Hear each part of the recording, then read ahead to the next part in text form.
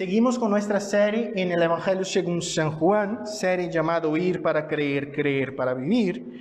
Y hoy nos toca la continuación del capítulo de la semana pasada, capítulo 6, versos de 41 al verso 59. Y el tema nuestro de hoy es pan partido, el sacrificio de Cristo y la vida eterna. Evangelio según San Juan, capítulo 6, del verso 41 al verso 59. Tú puedes coger tu Biblia, tú puedes coger tu móvil, abrir el texto bíblico. Es importante tener el texto en manos para que podamos, de hecho, comprender lo que está escrito aquí. Como tenemos un texto un poquitín más largo, yo voy a hacer lo que siempre hago en estos casos. Yo voy leyendo mientras voy predicando. Entonces, si tú encuentras el texto, mantenga el texto abierto. Yo voy a tener unas palabras de introducción y después llegamos al texto. Vamos a orar al Señor. Padre, te doy gracias por tu palabra, Señor. Te doy gracias porque creemos que al leer tu palabra, es tu voz que es oída y no la mía, Señor. Te doy gracias por la certeza, por la seguridad, que tu palabra, Señor, permanece para siempre. Pasan los siglos, pasan los años, cambian las generaciones, cambian gobiernos, cambia la historia. Pero tu palabra permanece para siempre. Y te pido, Señor, que esta misma palabra que ha hablado a nuestros abuelos, a nuestros bisabuelos, a las generaciones pasadas, pueda hablar con nosotros ahora. Te pido, Señor, que tú puedas usarme como instrumento en tus manos, porque sé que no puedo llegar al corazón del hombre, pero tu Espíritu lo puede. Y te pido, cámbianos, transfórmanos, produce salvación en aquellos que necesitan de salvación, produce arrepentimiento, produce cambios, transformación, aviva tu iglesia, Señor. Así que te pido en nombre de Jesús. Amén. Mis hermanos, en medio de la historia de la vida de todos los cristianos existe una cruz y un sepulcro vacío. Mucho más allá de un símbolo tan solo que es presente en la gran mayoría de los edificios a los cuales llamamos iglesia, sea en la tradición protestante sin el Cristo colgado, o en la tradición católica con el Cristo colgado, pero la cruz es un símbolo y sin duda el más precioso, poderoso y valoroso de los símbolos del cristianismo. La cruz de Cristo es sin duda el centro de la historia de la redención. Es claro que estoy hablando no del símbolo, sino de aquella cruz donde el Hijo de Dios ha muerto, ha pagado el precio de nuestros pecados, ha sido colgado por nuestras transgresiones, molido por nuestros pecados, y por medio del quien tenemos vida y vida eterna, porque allí, en aquella santa cruz, nuestros pecados fueron pagados. La cruz es un símbolo entonces de sacrificio, redención, expiación. Es al mismo tiempo nuestra vergüenza y nuestro gozo. No sé si ya habéis pensado en esto. La cruz es al mismo tiempo nuestra vergüenza y nuestro gozo. Es nuestra vergüenza porque la cruz es el recordatorio de nuestros pecados, de nuestra maldad. La cruz es el recordatorio de que este sitio era mío, me pertenecía. Quien debería estar ahí sería yo mismo, pagando el precio de mi pecado. Pero yo no tenía esta capacidad. Y esta misma cruz, que es nuestra vergüenza, es nuestro gozo, porque la cruz es un recordatorio de que Cristo fue más poderoso que mis propios pecados y me ha dado salvación por medio de su sacrificio. En nuestro texto de hoy, continuación del discurso de Jesús de la semana pasada sobre el pan de vida, veremos nuestro amado Maestro avanzar en su analogía del pan, no solo hablando ahora del pan, pero de la necesidad del pan ser partido como una señal del sacrificio de Cristo y su consecuente identificación entre el creyente y el sacrificio de Cristo para la vida eterna. Pero necesitamos comprender un poquito del contexto. Si ya estás acompañándonos, será mucho más fácil. El capítulo 6 empieza hablando de uno de los milagros más conocidos de Cristo, el milagro de la multiplicación de los panes y peces. Jesús entonces coge 5 panes y 3 peces de la mano de un muchacho y de hecho multiplica y alimenta y sacía una multitud de más de 5,000 varones, sin contar las mujeres y los niños. Pero los discípulos no aprendieron la lección de que Jesús es más grande que nuestros problemas y que Él es suficiente. Entonces, los discípulos son enviados por Cristo para una barca para cruzar el mar de Galilea. Y entonces en el medio del mar viene la tormenta y Jesús va hacia los discípulos caminando sobre las aguas, declarando de hecho que Él es más grande que nuestros problemas, sean nuestros problemas el pan o la tormenta que enfrentamos en la vida. Entonces la multitud va hacia Cristo buscando no salvación sino señales y son exhortados por Cristo, y tenemos esto en el verso 22 hasta el verso 24 del capítulo 6. Jesús dice claramente que esta multitud no le buscaba por las motivaciones correctas, sino que iban hacia Él buscando señales y no buscando quién de hecho Él era. Entonces a partir del verso 27, 28, la verdad, hasta el verso 40, que fue el texto de la semana pasada, Jesús vuelve a hablar de la analogía del pan y dice que Él mismo era el pan de vida que sacía el hambre y el sed del hombre, no física, sino que eterna. Los judíos no comprenden, piensan físicamente, pero Jesús entonces declara claramente que Él es el pan de vida, que da vida al hombre, y ahí llegamos entonces a la reacción de los judíos que oyeron estas palabras,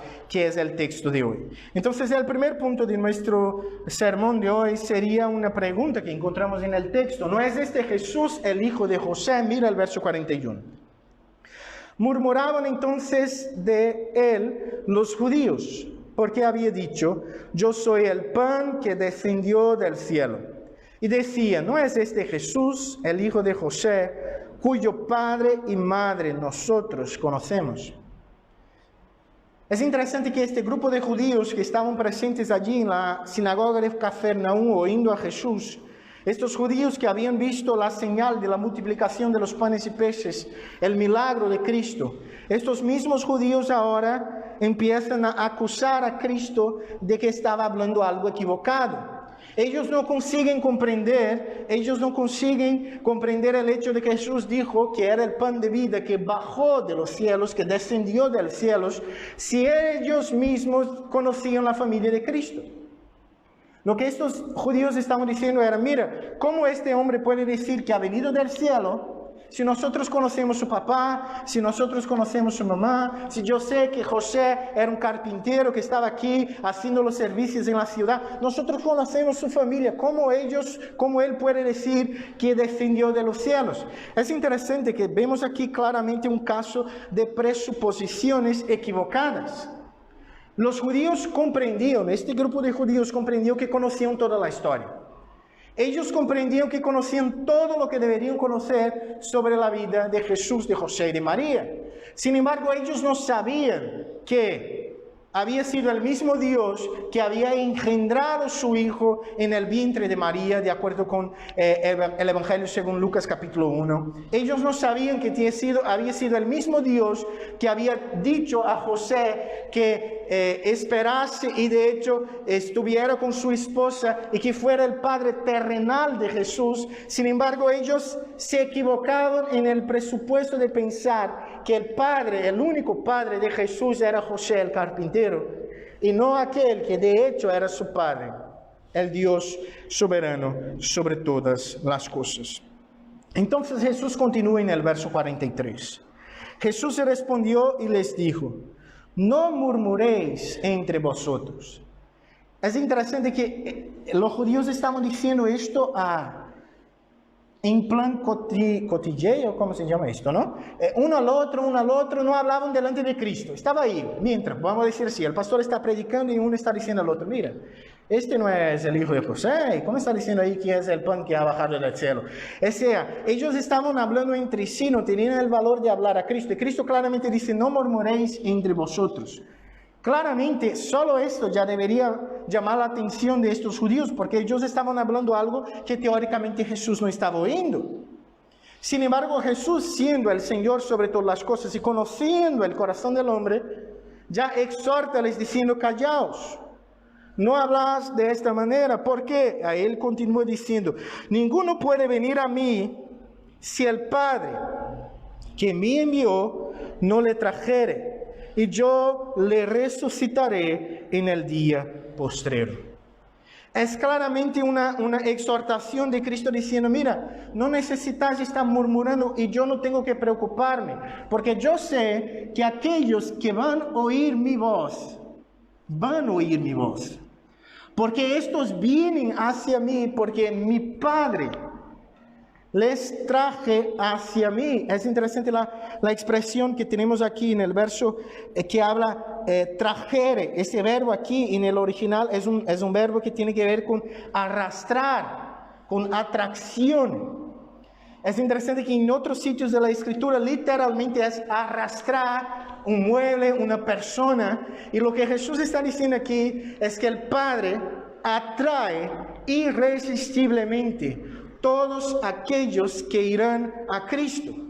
Es interesante que aquí se queda claro que aquellos que van a Cristo solo van porque el Padre así lo ha determinado, pero que también no van de malas ganas. Muchas veces pensamos que el hecho de que Dios ha determinado, dice así, Dios ha forzado que uno va hacia ellos. No, no es así que funciona. Dios atrae de una manera irresistible que el uno mismo tiene ganas, deseos y anhelos de ir hacia Cristo. La misma cosa, vamos a decir así, de una manera mucho más simple, pero si tú tienes un niño que le gusta mucho la chocolatina, la chuchería, y tú pones allí delante de él una mesa llena de chucherías y de chocolatinas, ¿qué este niño va a hacer? Este niño no va a ser forzado a ir a la mesa. Él va con ganas a la mesa, porque él desea todo lo que está en la mesa. Lo que pasa con Cristo, es claro que de una manera mucho más profunda, es que en Cristo tenemos todo lo que anhelamos, pero el hombre natural no puede comprender esto. Pero el Padre, quitando lo que nos impide de mirar, hace con que uno va a Cristo con ganas y deseos, pero esta atracción es irresistible, es imposible no ir, porque el texto dice claramente, ninguno puede venir a mí. No es una acción natural del hombre, sino es una acción de Dios, porque el texto dice, si el Padre que me envió no le trajere. Y la promesa es la misma de la semana pasada, y yo le resucitaré en el día postrero. Todos los que vienen hacia Cristo, todos los que dependen de Cristo, vencerán, triunfarán la muerte en el último día. Sin embargo, tiene un proceso, y el proceso es el verso 45. Escrito está en los profetas, y serán todos enseñados por Cristo. Así que todo aquel que oyó al Padre y aprendió de él, viene a mí. Jesús entonces ahora cita el texto de Isaías capítulo 54, un profeta del Antiguo Testamento, para justificar su argumentación. Pero Jesús hace de una manera muy interesante. Jesús está diciendo que el hecho de que el Padre ha determinado y atrae irresistiblemente todos aquellos que son suyos, no quiere decir que no existe el proceso, y el proceso es la enseñanza, porque el texto declara, y serán todos enseñados por Dios. Todos aquí claramente no es cualquier individuo, sino la totalidad de aquellos que van a Cristo. Es decir, por medio de la predicación de la palabra, de la enseñanza de la palabra, todos aquellos que son de Cristo oirán en un momento de su vida la voz de Cristo como una oveja que oye la voz de su pastor y de alguna manera irresistible va hacia este Cristo gozándose de él eternamente, porque el texto claramente relaciona el enseñar con oyó al Padre, aprendió y viene a mí. Es decir, Dios enseña por medio de sus voceros. Hasta hoy, cuando uno lee la palabra, cuando uno explica la palabra, todos aquellos que se ponen delante de una congregación fielmente, exponiendo la palabra, son voceros de Dios. Dios habla, y cuando Dios habla, aquellos que son suyos oyen el Padre, aprenden del Padre. Y todos los que oyen y aprenden, ¿cuál es el último verbo del verso 45? ¿Cuál es el último verbo del verso 45? Viene a mí. Mira, todos los que son enseñados, oyen y aprenden, ¿qué hacen? Van a Cristo. Es interesante, todos los que oyen, aprenden, no van hacia el predicador que está predicando.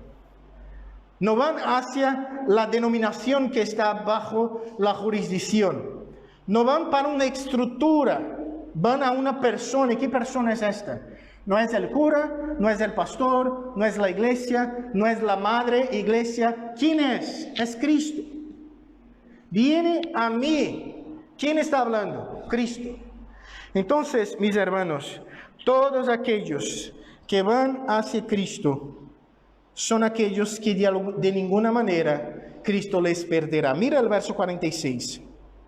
No que alguno haya visto al Padre, sino aquel que vino de Dios, este ha visto al Padre.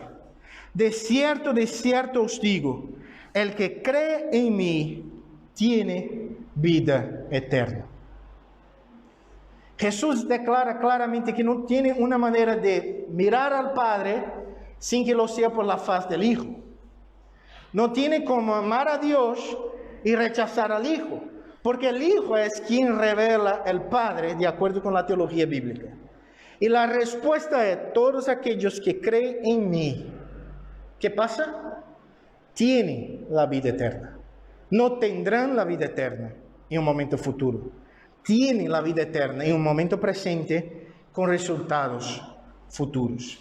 Entonces, este enseñar, oír, aprender y ir es resumido en la expresión creer. ¿Qué significa creer? Creer significa depositar la total confianza en Cristo, depositar mi esperanza, me fiar de Cristo, creer que Él pagó el precio de mi pecado, que Él es mi justicia, que Él es mi santidad, que Él cubrió mi maldad, que Él cubrió mis pecados, que Él cubrió mi injusticia, que el justo murió por el injusto para que el injusto que no mereciera la vida eterna tuviera la vida por medio de Cristo Jesús. ¿Qué implicaciones podemos sacar de este primer punto de hoy? La primera cosa es cuidado con las presuposiciones equivocadas. Los judíos llegaron a una conclusión equivocada porque tuvieron presupuestos equivocados. Entonces, todos nosotros, ¿vale? Todos nosotros, incluye el pastor que está predicando, tiene presuposiciones, tiene presupuestos. Reaccionamos de acuerdo con lo que creemos. Algunas creencias son conscientes, otras inconscientes, pero tenemos presuposiciones. La gran cosa no es no tener presupuestos, porque todo tenemos. La gran cosa es pensar si mis presupuestos son bíblicos o no.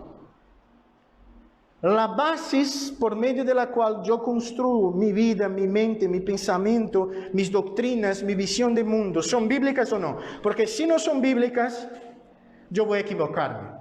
Un ejemplo del medio evangélico, por ejemplo, lo que se habla de la teología de la prosperidad. ¿Qué es esto? Es una falsa enseñanza que dice que si tú eres creyente, tú vas a tener mucha pasta, tú vas a tener mucha salud, tú vas a tener mucha cosa buena en tu vida. Si tú estás enfermo es porque tú estás en pecado. Si tú no tienes una buena casa es porque te falta la fe. Este presupuesto que existe aquí es el presupuesto de que tú puedes moldear a Dios por medio de lo que haces. Y este presupuesto es equivocado. ¿Por qué? Porque la Biblia declara que Dios es inmutable. ¿Qué es la inmutabilidad de Dios? Dios no cambia porque yo voy a cambiarle de alguna manera. Dios es Dios. Es decir, si yo tengo presupuestos equivocados, yo voy a venir a la iglesia pensando que por venir a la iglesia, por traer ofrendas y diezmos, por cantar, por predicar, por hacer un montón de cosas, Dios va a bendecirme. Y bendecir aquí siempre es, dentro de la teología de la prosperidad, algo material, no algo espiritual. Entonces, cuidado con los presupuestos. La segunda cosa que aprendemos aquí es acerca de una doctrina de la Reforma Protestante llamada la gracia irresistible. Los reformadores hablaron que la gracia de Dios es irresistible. Y el texto declara que todos los que el Padre atrae van a ir a Cristo. ¿Por qué? No porque son forzados, sino porque el banquete, sino porque la mesa, sino porque la comida es tan bella que yo tengo que ir a Cristo. Y esto es muy interesante. Muchas veces una persona que no tiene vida con Dios, no tiene el cristianismo de hecho en su corazón, piensa, mira, estos hombres son muy tontos, pierden toda su vida viviendo de una manera tonta porque no tiene sentido. Pero ellos no comprenden que es totalmente al revés. Nosotros conocimos el tesoro más precioso. Y no existía ningún sitio en la faz de la tierra donde yo pudiera estar que sea mejor que estar con Cristo. Y esta fue la enseñanza de Jesús. Jesús cuéntanos una parábola que un hombre encontró un tesoro en una finca. Sin embargo, aquella finca no era suya. Entonces este hombre trabaja toda su vida para comprar esta finca. ¿Por qué? Porque lo más precioso era el tesoro. Y lo que Jesús está enseñando es lo que tenemos más precioso, es Cristo. Podemos perder todo el mundo. Si tenemos a Cristo, tenemos lo que necesitamos. El segundo punto que tenemos hoy aquí es la superioridad de Cristo. Mira el verso 48, la verdad. Yo soy el pan de vida. Vuestros padres comieron el maná en el desierto y murieron. Este es el pan que desciende del cielo para que el que de él come no muera. Mira qué cosa interesante. Jesús está volviendo al tema del maná. No sé cuántos estaban aquí en la predicación de la semana pasada. ¿Qué fue el maná? El maná era el pan que Dios daba al pueblo de Israel todas las mañanas mientras ellos peregrinaron por 40 años en el desierto. El maná que bajó del cielo. Hasta una expresión, ¿no? Tanto en el idioma castellano como en el idioma portugués, los idiomas latinos de una manera general, es una expresión de provisión. El maná, cuando hablamos del maná, tiene que ver con esto, algo que está veniendo como provisión. Entonces Jesús vuelve a comparar el maná con él mismo. Y él declara así: yo soy el pan de vida. Vuestros padres, la expresión vuestros padres en este contexto tiene que ver con la generación del desierto, con los padres que salieron del Egipto. Vuestros padres, vuestras generaciones pasadas han comido el maná y murieron. Este pan que desciende del cielo, o sea, el mismo Cristo, es aquel que todos aquellos que de él comen no mueren más. Entonces necesitamos comprender algo aquí. Jesús no está hablando de morir físicamente. Primero, porque todos de la generación del Egipto, todos comieron el pan y todos murieron. Todos. De Moisés a José, todos han muerto. Entonces Jesús no está hablando de una muerte física solamente. Jesús está hablando de una muerte espiritual. ¿Y en qué sentido Jesús está hablando de esto? Mira, todos comieron el maná, pero ni todos que comieron el maná tienen la vida eterna. ¿Por qué? Solo leer el texto de Éxodo. Moisés, por ejemplo, muchas veces tiene que exhortar al pueblo que estaba ahora alabando un becerro, una vaca y haciendo cosas malas delante del Señor, se alejando del Señor, pero todas estas personas estaban comiendo ¿qué? El maná todas las mañanas. Entonces Jesús está diciendo, no es el maná físico, sino que el maná espiritual. El comer el maná espiritual que produce vida y vida eterna. Y es esto lo que Jesús va a hablar en el verso 51. Yo soy el pan vivo que descendió del cielo. Si alguno comiere de este pan, vivirá para siempre. Y el pan que yo daré es mi carne, la cual yo daré por la vida del mundo. Entonces Jesús está hablando aquí que Él es el pan. Todos los que comen el pan, comer el pan no tiene que ver con participar de la Eucaristía. Comer del pan no tiene que ver con comer el pan físicamente, sino así toda España sería salva, porque un pueblo que come pan, que yo conozco, es el español. Come pan todos los días, ¿no? Entonces no es comer el pan físicamente, es comer espiritualmente. ¿Y qué es comer? Mira, pensando hasta físicamente. Mi esposa es nutricionista. Comer es nutrirse. Yo como el pan para tener la energía que viene de la comida para que yo pueda quedarme vivo. La comida me mantiene vivo un par de días. Pero yo tengo que comer una vez más porque si no como, ¿qué pasa? Yo muero. Porque yo necesito de comida. Entonces Jesús coge la analogía y dice así, mira, comer el pan es tener fe, es ser nutrido por Cristo. Comer el pan es participar, se unir a Cristo, tener relación, comunión con Cristo, y esto ocurre por medio de la fe. La fe es el medio por lo cual uno come el pan vivo. La fe es la manera como somos nutridos por Cristo, y aquí Jesús va un poquito más allá y dice que el pan es mi carne. El pan es mi carne. Debemos tener cuidado aquí, porque todo el lenguaje del texto es simbólico. No tendría sentido si ahora Jesús cambiara la manera como está hablando. Si todo hasta ahora fue simbólico, hasta porque Jesús no era un pan, Jesús estaba utilizando un símbolo, carne, que es la palabra griega aquí, sarx, no debe ser comprendido literalmente. Jesús no estaba diciendo que tendríamos que comer su carne físicamente, porque si así lo fuera, Jesús estaba ordenando que todos nosotros fuéramos ¿qué? Canibales. No tiene sentido. Carne es aquí un símbolo de su propio cuerpo, y en el sentido de que este cuerpo sería el pan partido, molido, traspasado por nuestras transgresiones. Jesús está hablando de la cruz. Jesús está hablando de su sacrificio.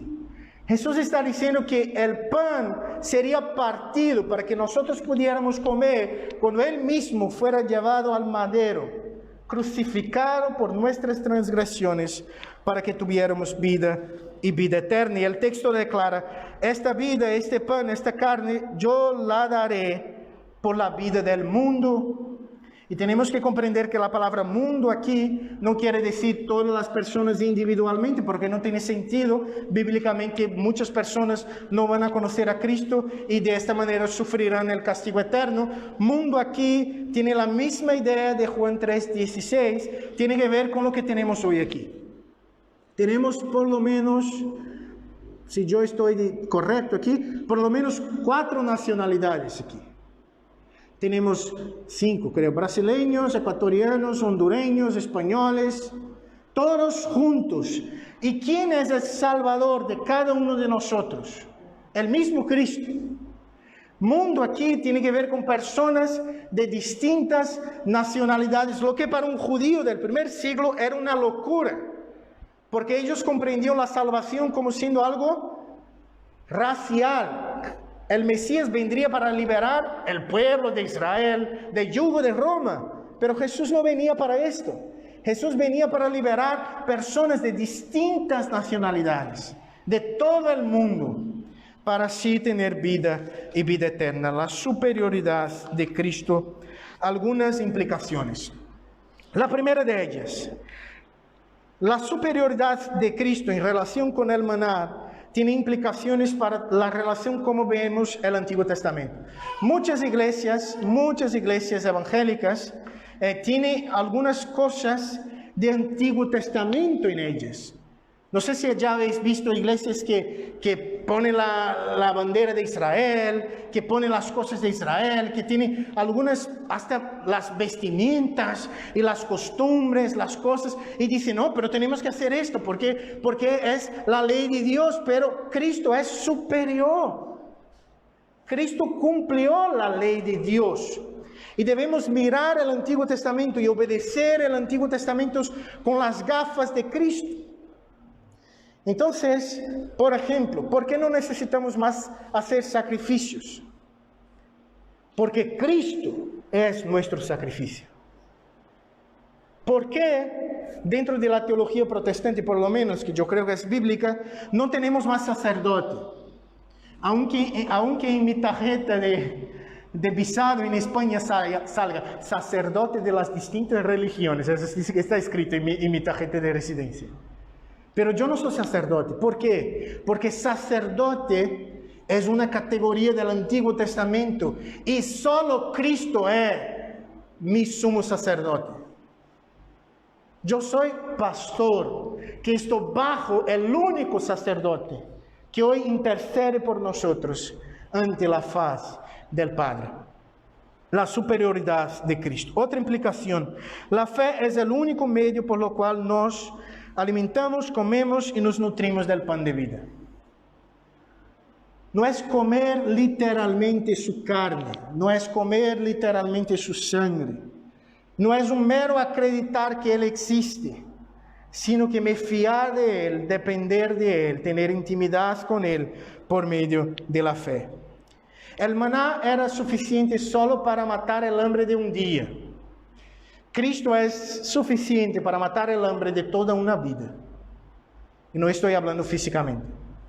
Estoy hablando de un deseo existencial que todo hombre tiene. No se engañen. Las personas que tienen mucha pasta buscan en todas las cosas posibles llenar sus corazones. Pero solo Cristo es capaz de llenar el corazón del hombre. Y no sabemos del día de mañana, ¿no?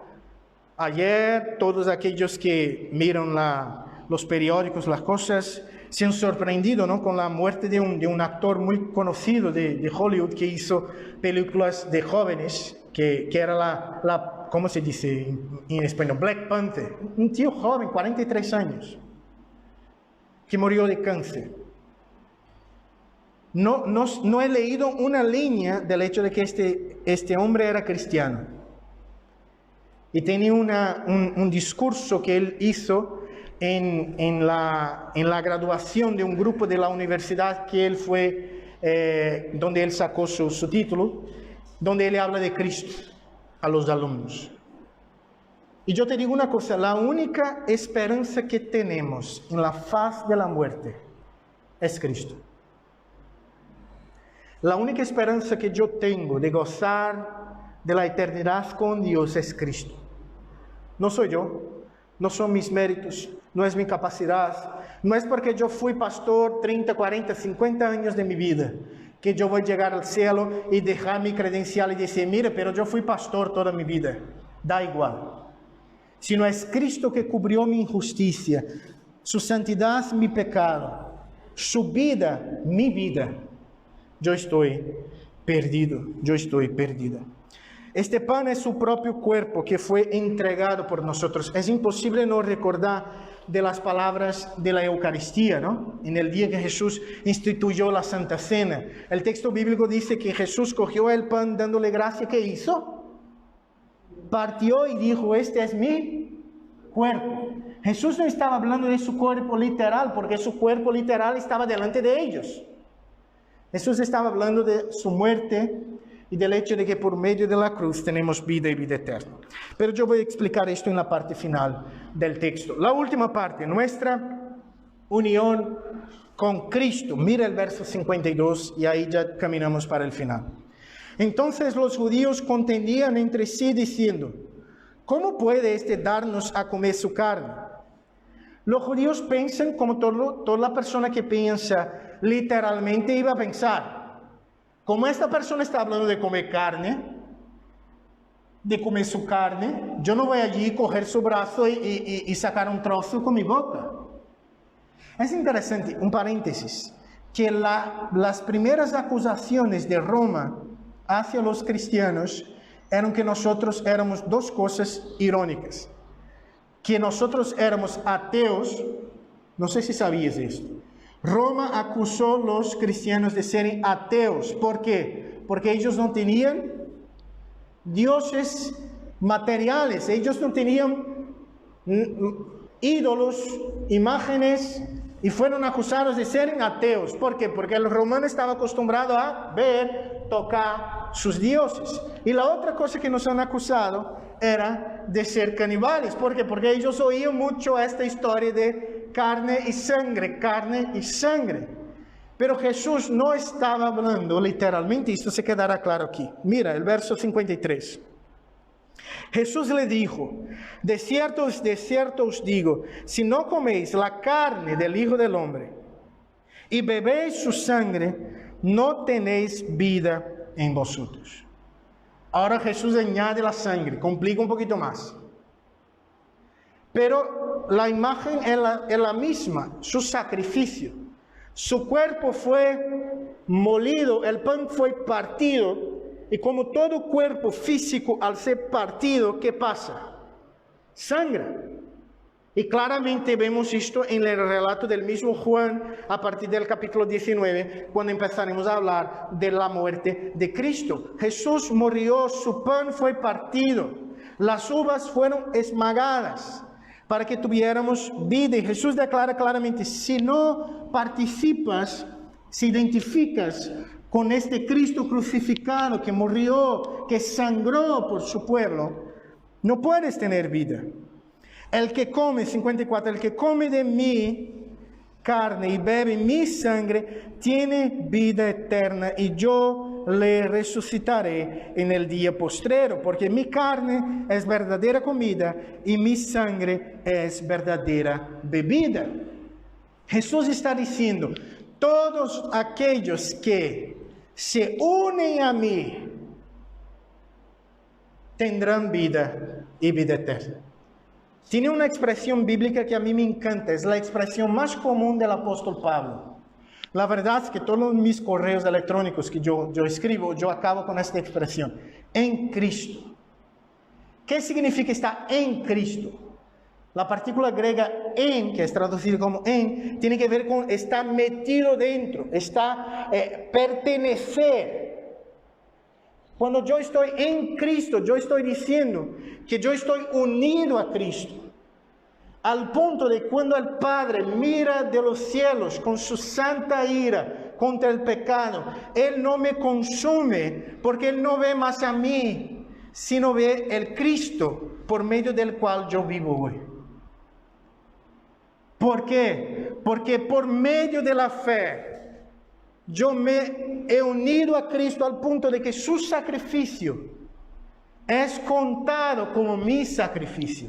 Es imputado, para usar una expresión bíblica, es imputado como siendo mi sacrificio.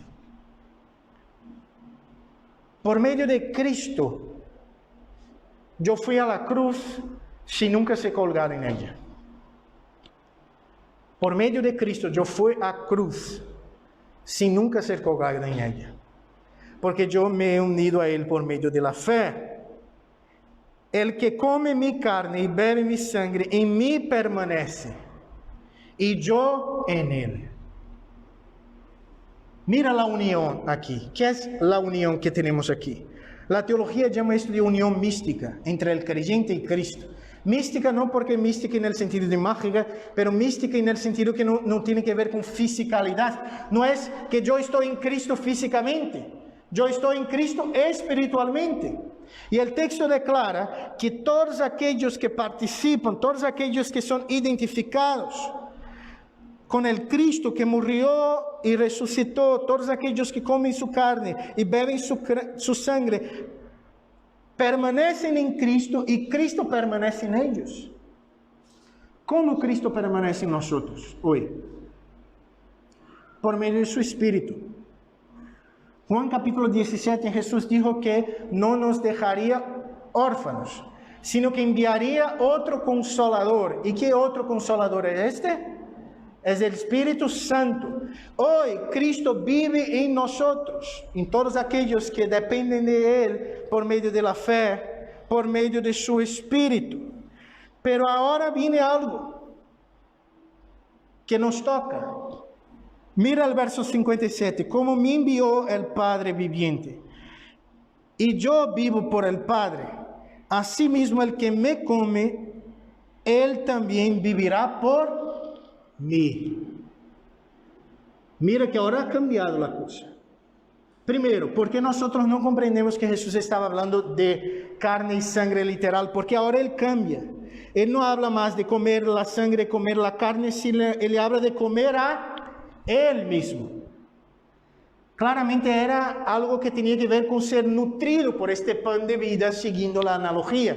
Pero Jesús dice que de la misma manera que Él vive por el Padre, todos aquellos que comen del pan deben vivir por medio de Cristo. Ahora viene algo interesante. Yo fui salvado por la gracia de Cristo. Yo he comido el pan de vida. Yo tengo vida eterna y vivo como me da la gana. Eso no existe. Porque de la misma manera que el Hijo vivió para el Padre, los creyentes viven para el Hijo. Tenemos un Señor y Él se llama Jesucristo. Y vivimos para darle gloria, vivimos para agradarle, vivimos para darle alabanza, honor por los siglos de los siglos. ¿Por qué? Porque disfrutamos de su sacrificio. Nos gozamos en la cruz y en el sepulcro vacío y tenemos vida y vida eterna. Los últimos dos versos. Este es el pan que descendió del cielo, no como vuestros padres comieron de maná y murieron. El que come de este pan vivirá eternamente.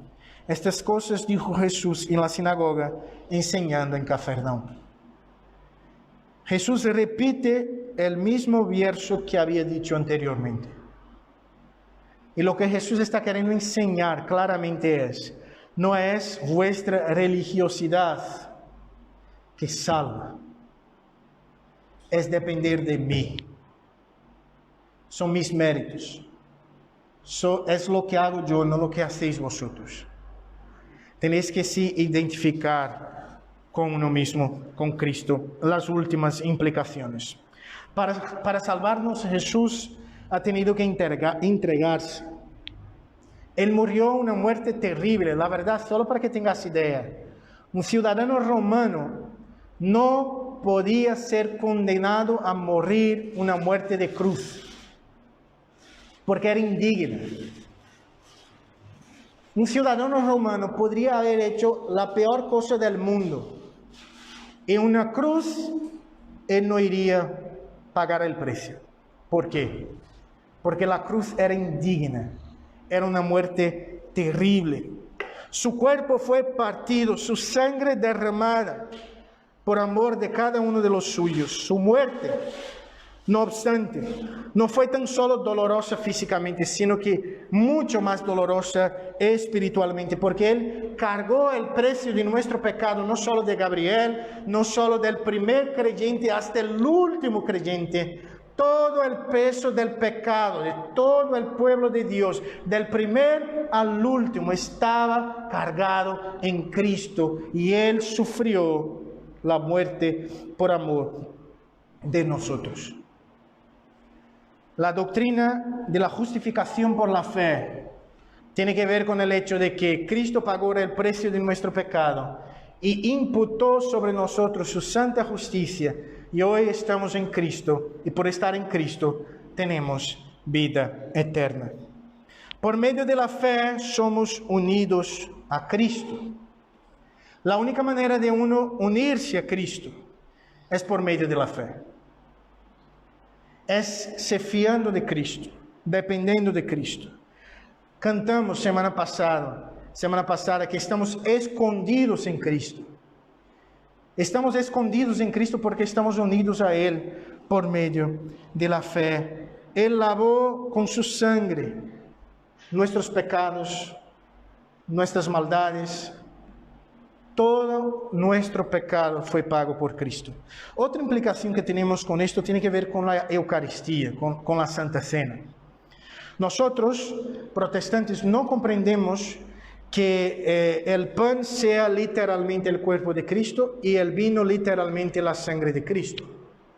Esta doctrina se llama transubstanciación dentro de la teología católica. Nosotros creemos que el pan continúa siendo pan, el vino continúa siendo vino, pero que el pan y el vino son separados de su uso natural para tener un uso espiritual, que la presencia de Cristo no es física, sino espiritual, porque creemos que nadie puede comer literalmente el cuerpo y nadie puede beber literalmente la sangre de Cristo. ¿Por qué? Primeramente porque Jesús está hablando aquí claramente de una manera simbólica. Segundo, porque cuando Jesús instituyó la Santa Cena, Jesús estaba delante de sus discípulos.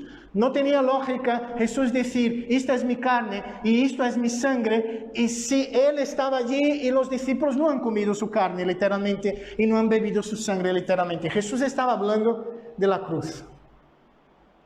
Y la Santa Cena es un santo medio de gracia por medio del cual recordamos nuestros pecados y la victoria de Cristo por medio de una cruz vacía. Nuestro Redentor no está colgado en una cruz. La cruz está vacía, el sepulcro está vacío, pero su trono está lleno de gracia, de gloria, de majestad y de su presencia. Y de su presencia. ¿Estamos en Cristo? Esta es la pregunta que tengo para hacerte en esta mañana. ¿Estamos en Cristo? Si morimos hoy y nos presentamos delante de Dios, ¿cuál sería nuestra argumentación? Mira Dios, yo soy un tío majo. Yo nunca hice estos pecados gordos. Yo nunca he adulterado, yo nunca he matado a nadie. Nunca he matado a nadie, nunca he adulterado. He intentado pagar bien mis impuestos, fui un buen ciudadano. Fui a la iglesia algunas veces o fui a la iglesia toda mi vida. Mira Dios, yo creo que tú tienes que decir, mira, venga, porque tú eres un tío muy bueno. Cualquier argumentación humana delante de un Dios santo es nada, es en vano. La única cosa que de hecho importa es que al entrar en la presencia del Señor, sea Cristo en nosotros, Cristo delante de nosotros, Cristo cubriéndonos, cuidándonos. Uno solo entra en el cielo cargado por el Hijo, no entra por sus propias piernas.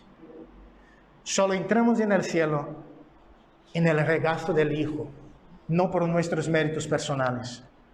Solo entramos en el cielo porque Cristo pagó el precio, porque yo no tenía dinero en todo el mundo capaz de pagar mi deuda. Cristo es el pan de vida que fue partido por nosotros. En nuestro texto de hoy hemos podido aprender y ver la grandeza del sacrificio de Cristo por su pueblo y la necesidad de identificarnos con Él mismo. Fuimos una vez más llamados a la verdad de la soberanía de Dios para la salvación, es decir, que solo porque Dios nos atrae es que vamos, pero que debemos ir. Y solo vamos porque fuimos irresistiblemente atraídos. Aprendemos de la superioridad de Cristo con relación al maná, a los rudimentos del Antiguo Testamento. Y nos gozamos con la verdad de que estamos unidos a Cristo por medio de la fe. comemos de su carne, bebemos de su sangre, nos identificamos con Cristo al punto de que el Padre no mira más el pecador Gabriel, el pobre Gabriel, el miserable Gabriel, sino que mira su Hijo en mí. Y esto cambia toda mi vida. Vamos a orar al Señor. Padre, te doy gracias por tu palabra, te doy gracias por el privilegio de oír tu voz. Padre, háblanos, háblanos. Confirma esta palabra en nuestros corazones. No tengo la capacidad, pero tú tienes, Señor, de cambiar corazones, y hace esto para la gloria del Señor en nombre de Jesús. Amén.